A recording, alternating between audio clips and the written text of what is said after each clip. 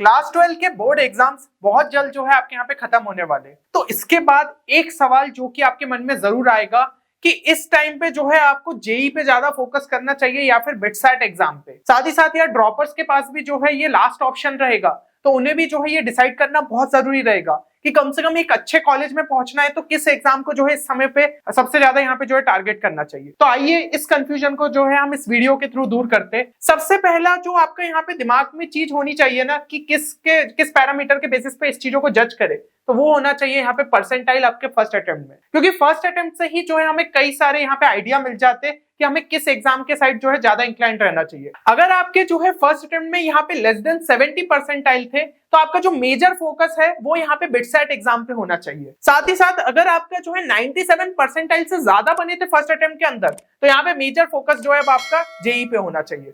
और यहाँ पे जो बीच की कैटेगरी है उसको थोड़ा और अच्छे से समझते हैं कि और क्या एक्सटर्नल फैक्टर्स की जो है हमें यहाँ पे जरूरत पड़ेगी जानने के लिए कि आपको किस एग्जाम पे जो है ज्यादा फोकस रखना चाहिए। साथ ही साथ जो पहली और लास्ट वाली कैटेगरी है उसको भी थोड़ा डिटेल में देखते हैं। तो सबसे पहले हम जो है लेस देन 70 परसेंटाइल पे चलते हैं।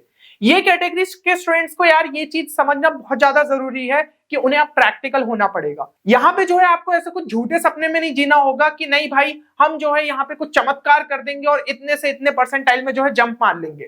थोड़ा सा यहाँ पे प्रैक्टिकली सोचिए कि जो ये जंप होता है ना ये काफी कम प्रोपोर्शन के स्टूडेंट्स कर पाते। तो मैं ऐसा नहीं कह रहा हूँ कि आप नहीं कर सकते हो, जरूर से अगर आपने जो है मेहनत करी होगी, अपनी गलतियों को यहाँ पे अच्छे से समझ लिया होगा, उस पर वर्क किया होगा तो डेफिनेटली ये जंप दे सकते हो। और यहाँ पे जो है समझ रहे हो आपको कम से कम टारगेट लेते हुए चलना पड़ेगा 98 से 99 परसेंटाइल, तभी जाके एक अच्छा एनआईटी मिल सकता है। तो अगर आपको ये जंप पॉसिबल दिख रहा है तो आप जो है पक्का जेई के लिए वर्क करें, नहीं तो यहाँ पे बेटर यही है कि आप जो है बिटसैट एग्जाम पे फोकस करें, क्योंकि बिटसैट और जेई में काफी फर्क रहता है। यहाँ पे लेवल ऑफ डिफिकल्टी कम हो जाती है, बस स्पीड का पूरा खेल रहता है। तो कई बार ये देखा गया है कि जिनके कम परसेंटाइल भलाई जेई में रह जाते वो अगर थोड़ा सा इस पैटर्न को अच्छे तरीके से समझ ले, उस पर वर्क कर ले तो यहाँ पे जो है वो बिटसैट एग्जाम में एक डिसेंट स्कोर ले आते हैं, जिसके बेसिस पे एटलीस्ट आपको बिट्स पिलानी के तीनों कैंपस में से किसी एक कैंपस में जो है एडमिशन मिल सकता है।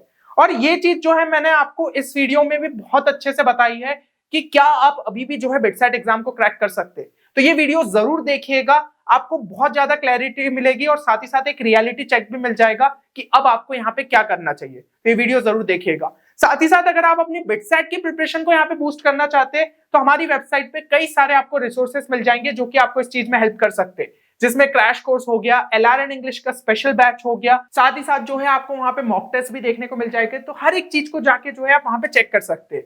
और बाकी कोर्स से रिलेटेड कोई भी क्वेरी है तो आप हमारी टीम को इस नंबर पे जो है कांटेक्ट भी कर सकते। अब हम जो है यहाँ पे नेक्स्ट कैटेगरी पे चलते हैं। तो नेक्स्ट कैटेगरी आ जाती है 70 से लेकर 90 परसेंटाइल वाली, जहां पे काफी स्टूडेंट्स जो है लाए करते। तो अब देखो अगर आपने यहाँ पे जो है एक्सेप्शनली परफॉर्म करना स्टार्ट कर दिया है जेईई मेंस के मॉक टेस्ट में, मतलब पहले ऐसा होता था कि आपने जो है जेईई मेंस के फर्स्ट अटेम्प्ट से पहले मॉक टेस्ट ही नहीं दिए थे और अब जब देना शुरू किया है तो फर्स्ट अटेम्प्ट के मुकाबले आपके काफी शानदार स्कोर आ रहा है। ये कह सकते हैं कि 70 से 80 मार्क का जो है आप जंप दिखा रहे हो। तो आपको जो है ना जेई और बिटसैट पे लगभग इक्वली जो है फोकस करना चाहिए, क्योंकि चांसेस है कि आप जेई में भी जो है अच्छा परफॉर्म कर सकते हो। दूसरी चीज यहाँ पे ये है कि अगर आपको लग रहा है कि आपने अपनी गलतियों पे जो है सुधार कर लिया है, आपका जो है पहले सिलेबस छूट गया था अब लेकिन सिलेबस आपने अच्छे तरीके से कवर अप कर लिया है, कुछ चीजें जो है गलत हो गई थी, एक सब्जेक्ट आपका पर्टिकुलरली वीक रह गया था उस पर भी वर्क कर लिया है, तो जो है आप यहाँ पे अगर एक्सपेक्ट कर रहे हो कि आप जो है नेक्स्ट अटेम्प्ट में बहुत शानदार स्कोर ला सकते हो, तब भी आपको जो है यहाँ पे जेई और बिटसैट दोनों में जो है बराबर यहाँ पे ध्यान देना चाहिए। लास्ट वाला अगर कैटेगरी के स्टूडेंट्स है कि आपने जो है यहाँ पे काफी ज्यादा टाइम नहीं दे पाए और बहुत चीजें कुछ इंप्रूव नहीं हुई है बोर्ड्स के कारण, कि भाई बोर्ड्स में ही हम बिजी रह गए तो इतना ज्यादा टाइम ही नहीं मिला, तो इस टाइम पे फिर आपको बिटसैट पे ही फोकस कर लेना चाहिए। क्योंकि देखो यार सेकेंड अटेम्प्ट कंपेरेटिवली यहाँ पे कॉम्पिटिशन काफी बढ़ जाती है, तो स्टूडेंट्स के लिए जो है ना एक अच्छा जंप देना बहुत मुश्किल हो जाता है। मैं ऐसा नहीं कह रहा हूँ कि यार मतलब इम्पॉसिबल है, लेकिन बहुत कम प्रोपोर्शन के स्टूडेंट्स रहते हैं, क्योंकि अगर हम प्रैक्टिकली चीजों को सोचे तभी जो है हम आगे एक अच्छे कॉलेज तक पहुंच सकते हैं। तो ये चीज जो है अच्छे से समझ लीजिएगा।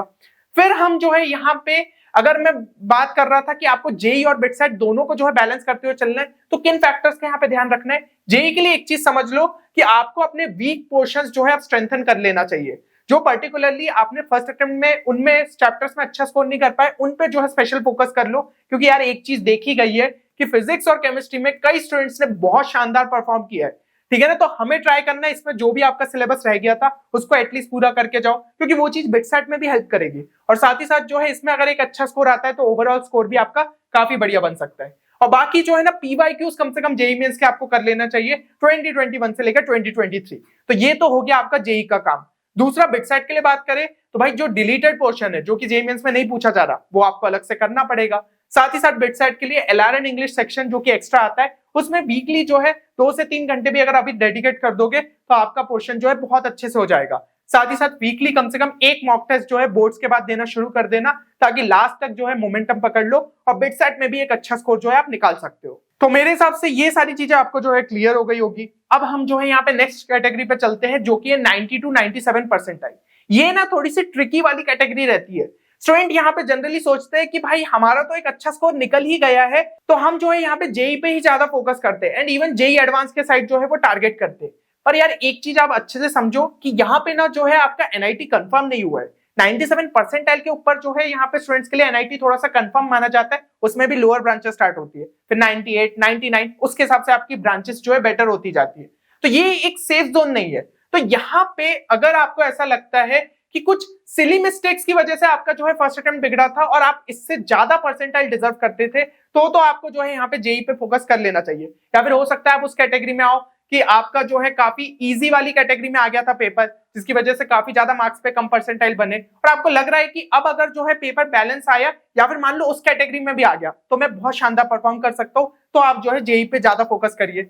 दूसरी चीज ये हो गई कि आपको लग रहा है कि यार बहुत सारी चीजें जो है अभी भी चेंज नहीं हुई है, बोर्ड्स में मैं ज्यादा बिजी हो गया और अब जो है वो परसेंटाइल उतना ज्यादा बूस्ट देना शायद थोड़ा सा पॉसिबल नहीं है, तो आपको जो है बिटसेट पे फोकस कर लेना चाहिए। या फिर कभी कभी लैक ऑफ मोटिवेशन भी हो जाता है, जितना हम जेई के लिए जो एक्सपेक्ट कर रहे रहते हैं वो अगर नहीं बने तो कहीं ना कहीं थोड़ा सा डिमोटिवेशन फील होता है और ये कई स्टूडेंट्स के साथ होता है। तो अगर आप उस कैटेगरी में और थोड़ा सा यहाँ पे कंफ्यूज हो तब भी आपको जो है बिटसेट पे थोड़ा सा यहाँ पे ज्यादा फोकस कर लेना चाहिए, क्योंकि ये कंपैरेटिवली इजी और आप काफी शानदार इसमें जो है लाई कर रहे हो। 90-97 परसेंटाइल जो है यहाँ पे काफी स्टूडेंट्स के नहीं आ पाते, तो अगर आप इस कैटेगरी में लाई कर रहे हो तो बिटसेट में हो सकता है और ज्यादा शानदार स्कोर ले आओ।